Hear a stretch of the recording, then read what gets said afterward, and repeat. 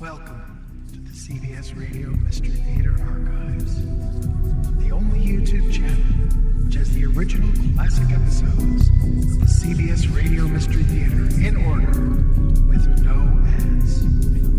Thank you for listening, and now, enjoy the show.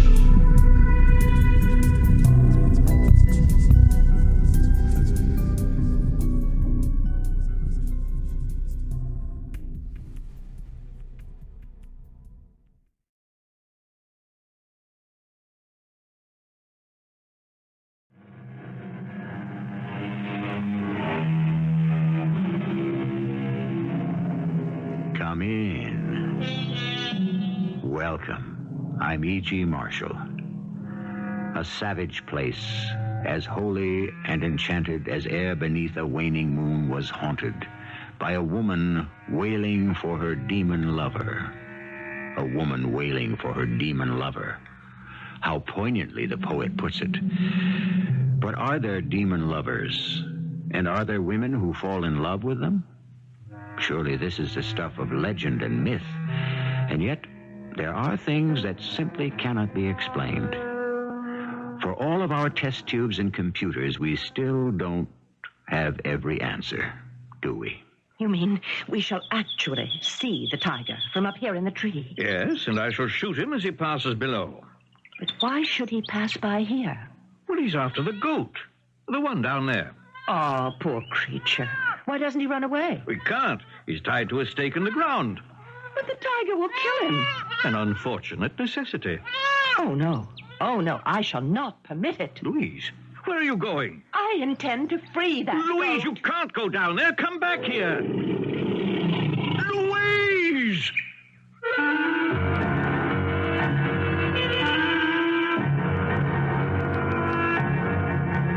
Our mystery drama, The Love God, was written especially for the Mystery Theater by Sam Dann and stars Marian, Seldes and Benson. I'll be back shortly with Act One.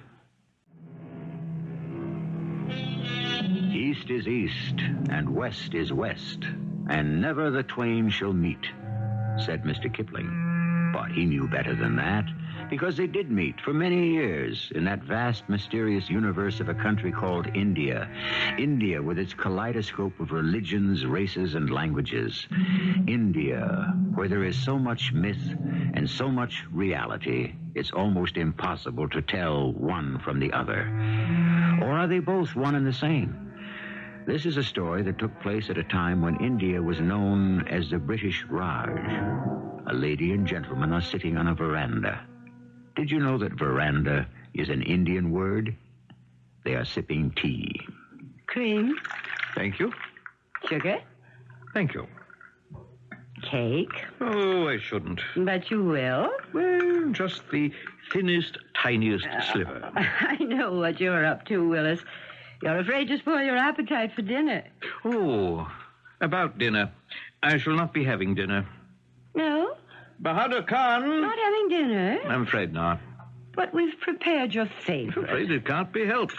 Bahadur Khan. It is in my mind to hunt this night. See, therefore, that thou wilt prepare the double-barrel express rifle. You're going to hunt this evening? Reports of a man-eating tiger in the Mahura district, causing no end of a fuss. Oh. The tiger has got to be put a stop to. And you're taking Bahadur Khan with you. Well, of course. But you will be back by Saturday. Yes, one way or another. That's good. I need Bahadur Khan to drive to the railroad station at my pur. Oh? Yes. To pick up Louise. Louise? I've actually prevailed upon her to come out for a visit. Louise? You remember my friend Louise? The skinny one? Well, she is slender. Pasty-faced? Light complected. Watery-eyed? Actually, her eyes are that delicate shade of china blue. Kind of a big woman.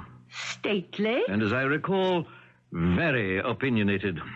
She does have some rather sincerely held convictions. She's really a lovely person. No doubt. When you get to know her, you don't mind, do you? Well, this is your home as well as mine. Perfectly awful female. Now, Willis, she's a perfectly lovely person. I was talking, my dear, from a masculine point of view. Bahadur Khan, I shall want the Martin as my second gun. See thee now to the horses. My name is Bahadur Khan. I serve in the house of Willis Foster Sahib. Foster Sahib is the district commissioner. He is wise indeed. In his 40 years of life, he has not taken a wife.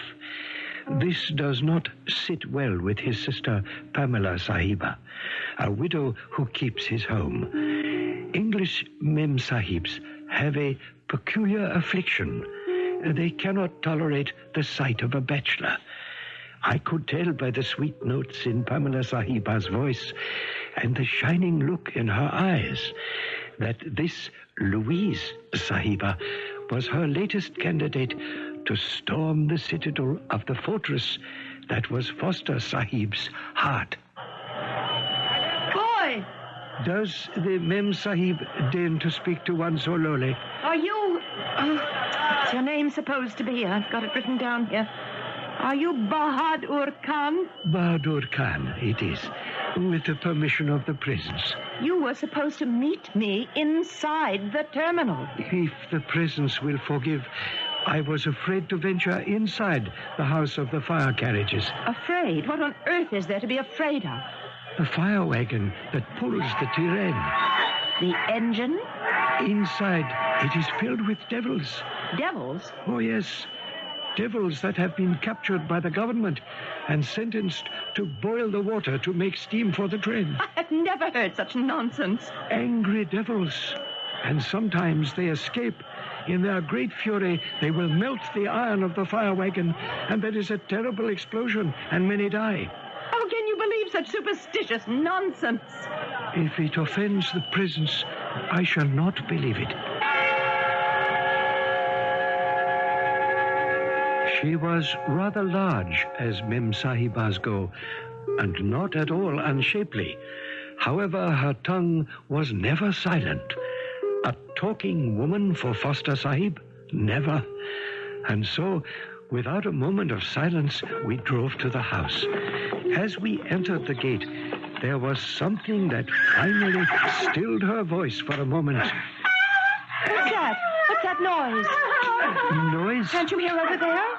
That man is hitting that woman. That is so. He's beating her. Put a stop to it. Sahiba, that man is Foster Sahib's gardener, Pir Khan. Make him stop. He has no right to beat that woman. He has every right. She is his wife. I'll stop him myself. But Sahiba... Stop that! I said stop that, you scoundrel! Stop that at once! Poor Pir Khan. What was he doing but beating his wife?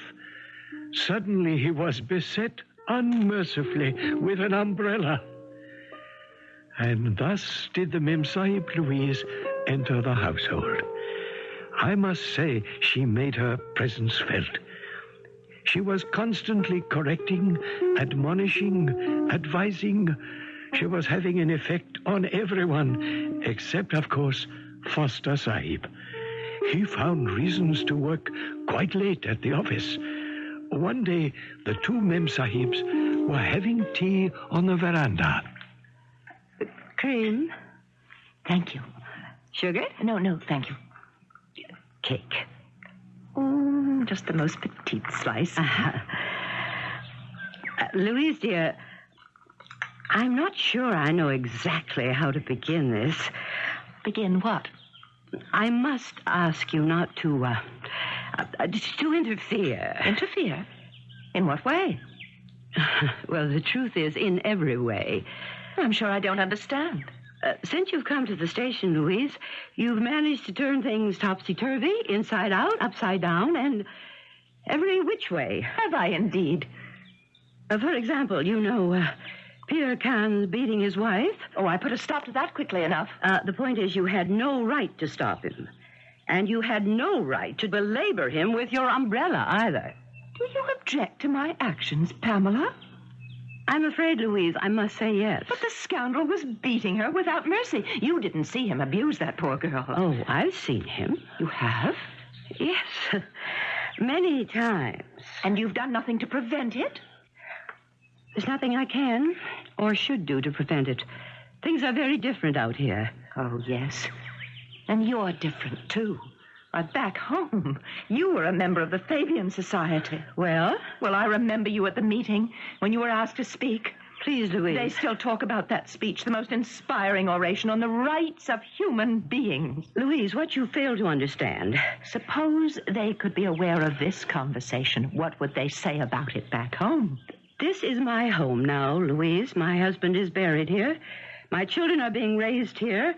I have no other home. Oh, Pamela, you mustn't think that way. You'd better start thinking that way, too. Oh, no, never. Louise, I asked you to come here because there is no hope for you in England. That isn't true. Then why did you come? That crowd of starry-eyed idealists we ran about with. Ran about with is hardly the way to describe The fact is, for the most part, they don't believe in marriage. And those that do, well, they don't believe in consummating it. Pamela. I saw the way the wind was blowing there 10 years ago. So I came here where I could meet someone. It took you somewhat longer, but here you are.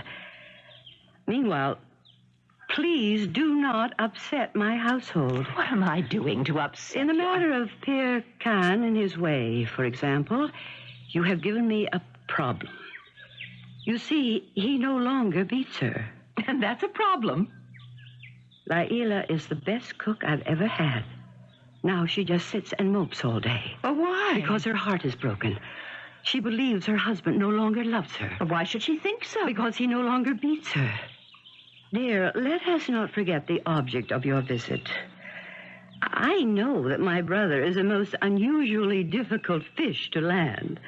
A woman should not refer to a man as a fish, to be baited, hooked, and landed. Well, that's what it amounts to, doesn't it? I am amazed at your Neanderthal attitudes. Do you see this charm around my neck? Mm-hmm. Rather somber-looking Well, thing. please listen before you say anything. When I came to India 10 years ago to live with Willis, Bahadur Khan said to me, Sahiba, here is a token from the god of love, Omira. Omira? There are thousands of such gods. At any rate, he told me if I wore the charm constantly, within the year I would be married. I did, and I was. Are you telling me that you actually believe in this? What I'm telling you is that a girl needs all the help she can get. And so I took the liberty of asking Bahadur Khan to what? Bahadur Khan? You'll see, Louise. Sahiba. Bahadur Khan, hast thou found the charm for the Mem Sahib, as I asked thee? One who is even less than the dirt beneath the Sahiba's feet has indeed brought that which is desired. Behold. Oh, Louise, look, it is beautiful. Well, what is it supposed to be? It's your charm. You are now under the special graces of the love god, Omira. What are you saying, Pamela? And before the year is out, he shall find you a husband. Here, wear it around your neck. I shall do no such thing. Oh, but Louise... Do you expect me to partake in this superstitious nonsense? To aid, abet, and encourage it? No. Thank you, Bahadur Khan.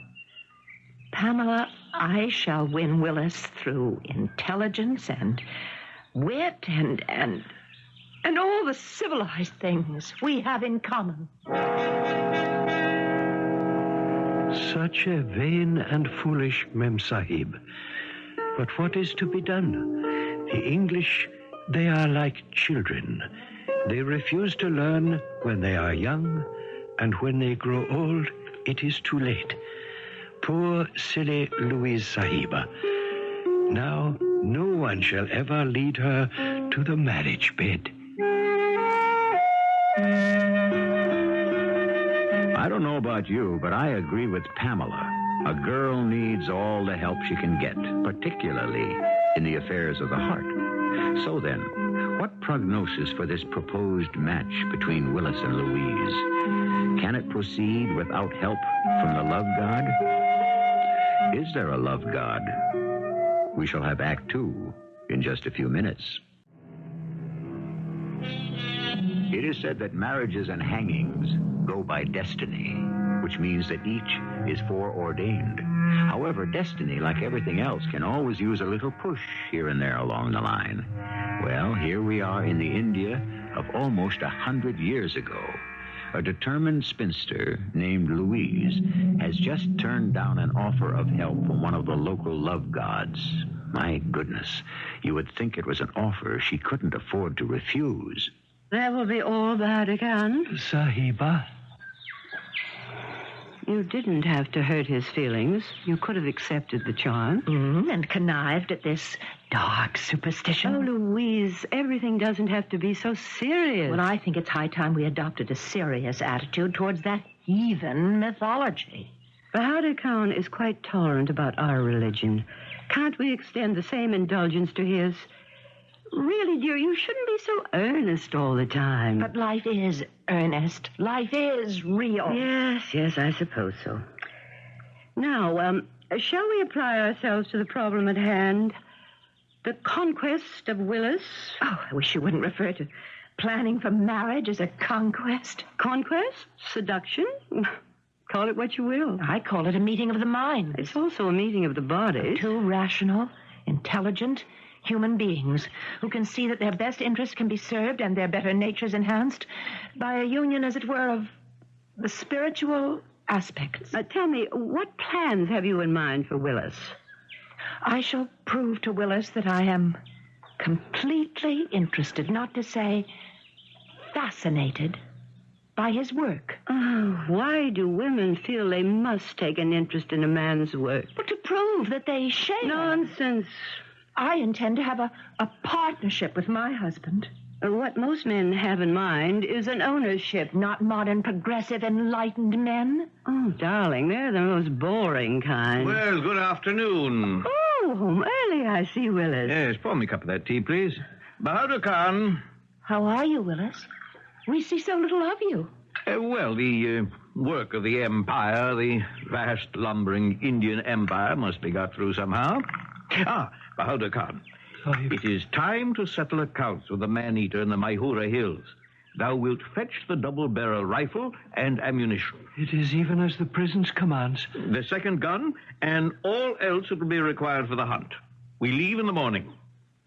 Are you going to try for that tiresome tiger again? Oh, well, we'll put an end to him this time. Do you intend to actually shoot and kill a tiger, Willis? With luck. But a tiger? Such a noble, magnificent beast? He's a cattle killer and a man-eater. But aren't you moved by Mr. Blake's poem?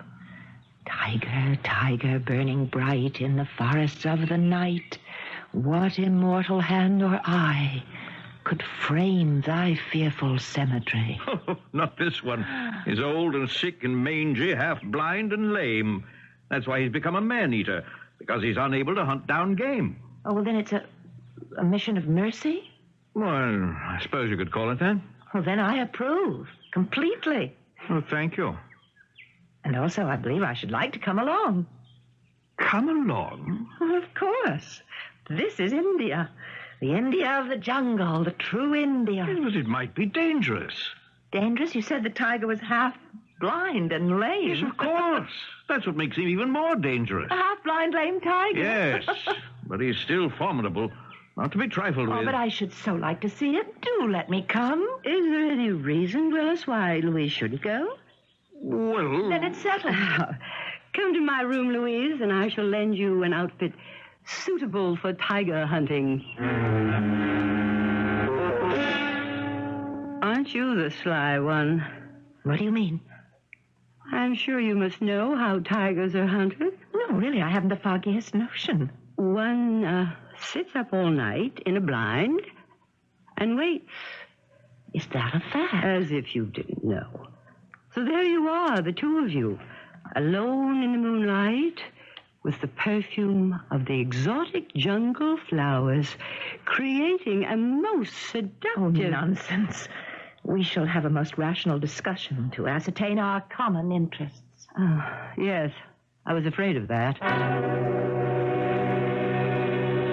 And so the three of us rode to the Mayhura Hills, which had sent messages to the district commissioner to rid them of the man-eater who filled entire villages with dread.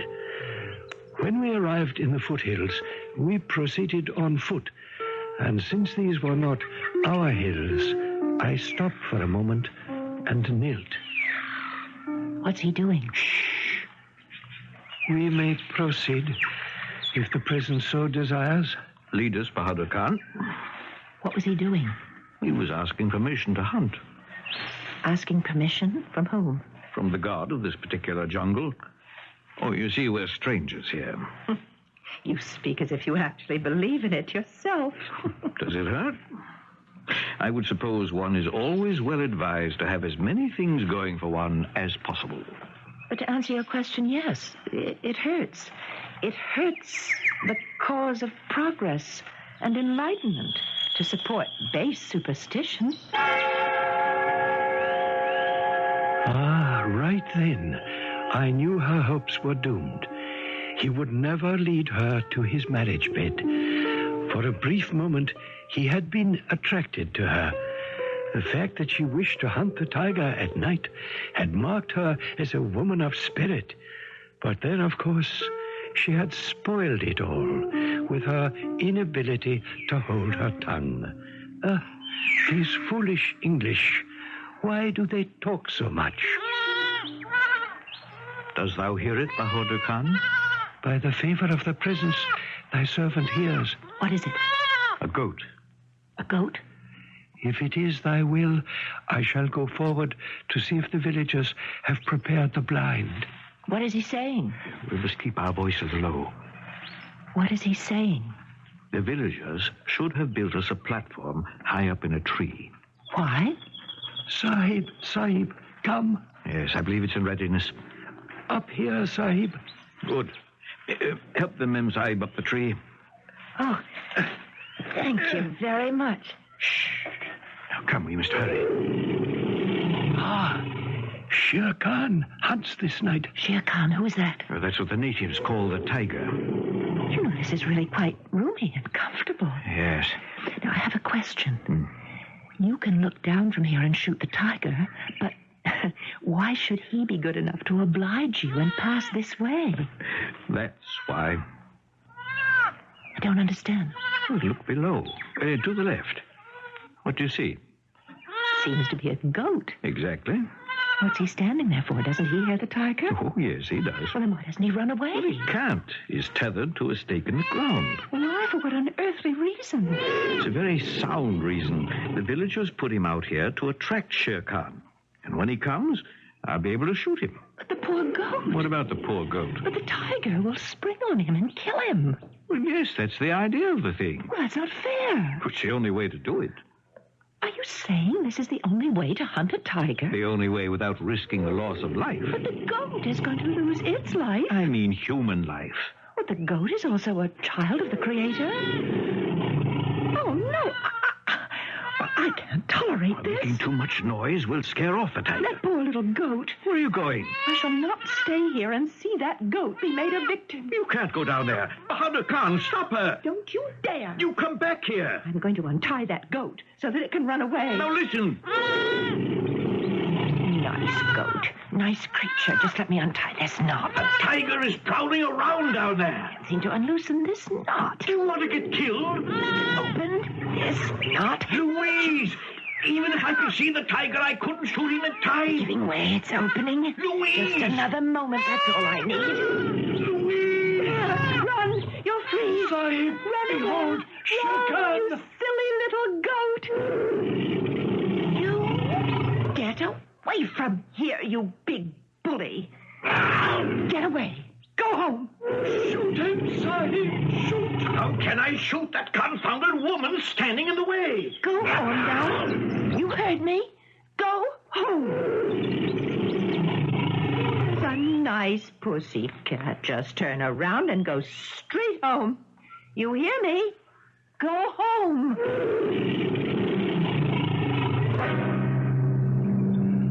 Are they not crazy, all these English? On the ground is the mad Mem Sahib, and she is almost twisting the whiskers of the terrible tiger. I do not know which of the two is more frightened.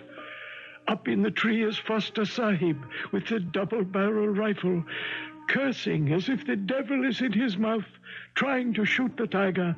But the Mem Sahib is in the line of fire, and also in the tree we have me, Bahadur Khan, wondering, waiting to see how, with the grace of God, it will all come out. And I am with you, Bahadur Khan, also waiting and wondering how it must all come out. As we both know, the design already has been woven by Providence, and all shall be revealed in the appointed time by revelations, which in our show is always the third act. He who rides a tiger, the proverb tells us, dares not dismount. That's a very good analysis of those who are actually riding the tiger. But what can we say of one who is facing the tiger, and alone, unarmed, and on foot? I would suppose we could only remark that such a person is hardly a good insurance risk. Oh, you be a nice pussy cat and go straight home. That's right. Go home. Yes, and goodbye to you, too. And don't you dare show your face around here again. Now, Sahib, now shoot him. Missed. The other barrel, Sahib. Quickly. Oh, he got away. So he did. And I'm glad. You're glad? Well, isn't it better this way? There was no bloodshed. It was all your fault. My fault? I should have had him. But aren't you happier it worked out like this? There's no blood on your hands. But that's my job. It's your job to get blood on your hands? It's my job to kill tigers that terrorize the countryside. You threw such a scare into him, I don't think he'll be in the mood to terrorize anyone for a long, long time. Miss Louise, I... Yes? Nothing. Nothing at all. Bahadur Khan, carry the rifles. We're going home. I must say that the journey home was not a happy one. Foster Sahib was angry, and the Mem Sahib Louise did not know why. After a while, she too became angry, and so they spoke not a word to each other. When they arrived at the house, the Mem Sahib Pamela called me to her. Bahadur Khan, I have here a note which informs me that the children of my servants have not been vaccinated against the smallpox. What's happened? The people no longer believe in devils, and it has been believed that the vaccination is the magic that enters the blood to vanquish the devil of the smallpox. The Sahiba Louise has insisted to all that there are no devils, and in that case, of what use is the vaccination? I see. Thank you, Bahadur Khan. That will be all. But that was not to be all. Foster Sahib was very unhappy at home, and therefore Mem Sahib Pamela was unhappy, and Mem Sahib Louise, she too was unhappy. Indeed, it was a most unhappy household. And then, one morning, before he left for his office, Foster Sahib stopped to speak with his sister. Where's Louise? I believe she's out somewhere. What trouble is she causing now? I think she's teaching some of the children to read. Yes, well. I'm sorry I invited her to come. Are you? My motives were pure. Famous final words. I thought you two would get along. I can't imagine why. You're so alike in so many ways. None of which is apparent to me. And you're both lonely. Nonsense. Me? Lonely? Why, I'm the most socially involved man in the station. You're lonely, Willis. And so is Louise. I suppose you'd like to see her go. Well, I know she's your oldest friend. She's not old. The fact is, She is so obviously out of place here. Well, yet I can't ask her to leave, can I? No, I suppose not. Well, what's to be done? Leave it to me. Leave what to you? There are ways of getting around things. Now, Willis, you must not be cruel. No, dear. But I shall be surgical. Well, good morning, ladies. Good morning. Good morning, Willis. Everyone's so bright and early for breakfast. You seem to be in excellent spirits. Ladies, I am drunk. Willis, you never drink this early in the morning. Oh, this is the greatest intoxication of all. What is? The glow, the exhilaration that has nothing to do with alcohol. What does it have to do with? Love. Love? Ladies, you shall be the first to know. I am in love. Willis! At last, the steadfast Willis has finally fallen, taken prisoner by two sparkling blue eyes, a halo of golden blonde hair, and lips as luscious as the Kabuli grapes. I am her captive without hope of quarter. Whose captive are you, Willis? I saw her last night at the club. And suddenly, what can I say? I was smitten. By whom, Willis? By Jenny Thorpe. Jenny Thorpe? Jenny, she's She's an angel. she's already buried two husbands. Well, let her bury me, too, if it comes to that. Are you sure, Willis? When the heart speaks, can there ever be doubt? I wish you the best fortune, Willis. May you always be happy. Thank you, Louise. You must excuse me. I think I have a headache. You can't be serious, Willis. That impossible Jenny Thorpe. I shall be serious for as long as it may be necessary. I don't understand. For as long as Louise remains here. Oh, well, it isn't necessary to hurt her. Well, Pamela, dear, there is no such thing as painless surgery.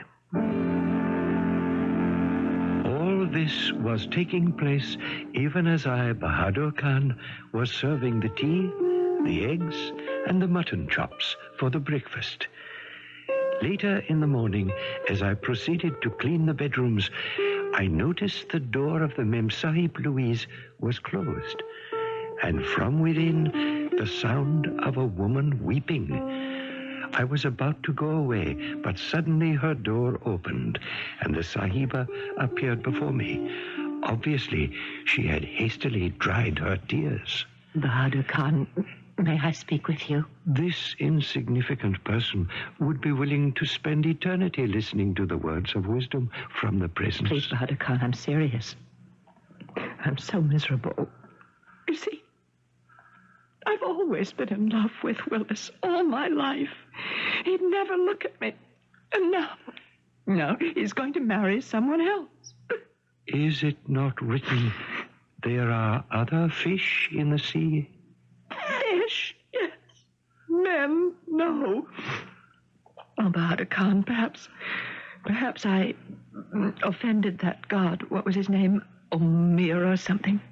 That is when I refused that charm that you offered me. Now I'm willing to believe anything. I mean it. What have I got to lose? And this is such a strange country. Who knows what can happen here?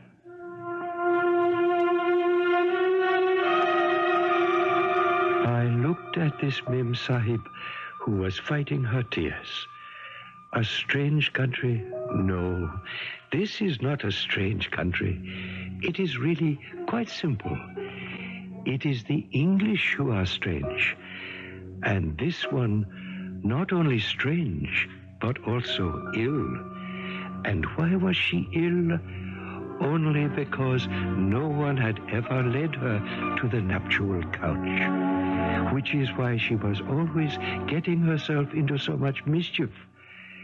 And yet, she would make an excellent wife for Foster Sahib. Ah, these English. Why are we always compelled to arrange matters for them? If the Sahib will deign to listen. Oh, yes. You have grievously offended the great love god Omira when you insulted his charm. But I'm sorry. Omira is a god of love. He can always be appeased. He can? How? One must go to his temple and pray to him. Are you asking me to pray to a heathen god? The Sahiba has honored me by inquiring if I would serve her. If she continues to insult the mighty Omira... No, I certainly don't. No, not at all. Then we must go to the temple of Omira at midnight. At midnight? Yes, at midnight. At which time we shall pray to the love god for a miracle. Yes, one must always pray for a miracle. And in addition, one must always prepare for a miracle. After all, these things cannot be spun from the air, can they? And so, to begin, I went to the kitchen and spoke to Laila, the cook. And why should I have the Sahiba, Louise? Because I ask it of thee. I do not like the Sahiba. If thou refuse me, I shall tell thy husband about that British soldier in the bazaar. He has already beaten me for the soldier. And the Bengali merchant. Also for the merchant. And for the Afghan horse trader. Ah. What is required of me? Bring the paint, the powder, the rouge, which thou knowest so well to apply. Also, thy wedding gown. My wedding gown? Ah, yes. A most exciting garment. We must prepare the Sahiba Louise for her encounter with the love god of Omira. At midnight, we shall meet at his shrine. And so, at midnight, we met at the shrine of the love god. It was a bower of dogwood trees in full bloom, a few feet from the house. And why not? Any lovely place may be sacred to the god of love. At first, I did not recognize the Sahiba Louise. Laila had performed magic with her paint and her gown. Standing in front of me was a magnificent, stately goddess with skin like alabaster, flaming red hair, flashing eyes. I tell you, she was one to inflame the senses of any man. And so I approached. Sahiba Louise, are you now ready to pray to the love god Omira? I'm ready. Then speak. Speak of what is in your heart. Ask for the fulfillment of your desire. I want Willis Foster. I want Willis Foster. Listen. Listen to the reply of the love god Omira. I don't hear any. Close your eyes and listen. Listen. Yes. My child, I have heard your prayer. I grant your wish. I fulfill your desire. You shall have Willis Foster. Go to him. Go to him now. Tell him it is my will. Oh, but Do you believe in me, my daughter? yes, but Then go to him now. yes. Yes. Like one in a dream, she turned, she walked into the house. She went to the room of Foster Sahib, and I heard... Well, what time is it? Oh. Who are you? You don't know me. Louise? No, you can't be Louise. I'm Louise. But you're You're beautiful. Why have we kept apart from each other for so many years? Now that you ask me, I don't know. Even as children, we knew we were meant for each other. Why did we fight against it? I guess you thought I was dull.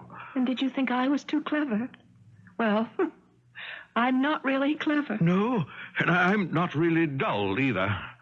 What is this nonsense about that awful Jenny Thorpe? Oh, that's all it is, Louise. Nonsense. You were always too shy to say it, and I was too proud, but someone has to say it first. I love you. And I love you. Just a moment. Then he closed the door to his room, and I was able to hear no more. Like a good servant, I retired for the night, seeing that my master had need of me no longer.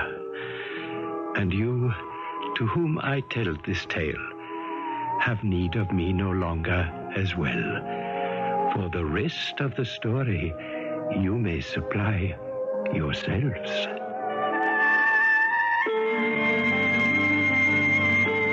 East is east and west is west, as they say. But one place where east meets west is in the universal appreciation of a love story, especially one with a happy ending. We have every reason to assume that they all lived happily ever after. So, bask in the glow of the lover's joy, and I shall return shortly. Our story may perhaps raise a question. Is there a God of love? Are meetings, matings, and matches all arranged in advance? I would answer, most likely, because some of the pairings and partnerships we see around us simply could not come about by themselves. Somebody, somewhere, somehow, must have had a hand in it. Our cast included Marian Seldes, Court Benson, Grace Matthews, and William Griffiths. The entire production was under the direction of Hyman Brown. I hope you enjoyed this episode of CBS Radio Mystery Theater. If you've enjoyed this and want to hear more, please subscribe to this channel. You can also visit my other YouTube channel by searching Mr.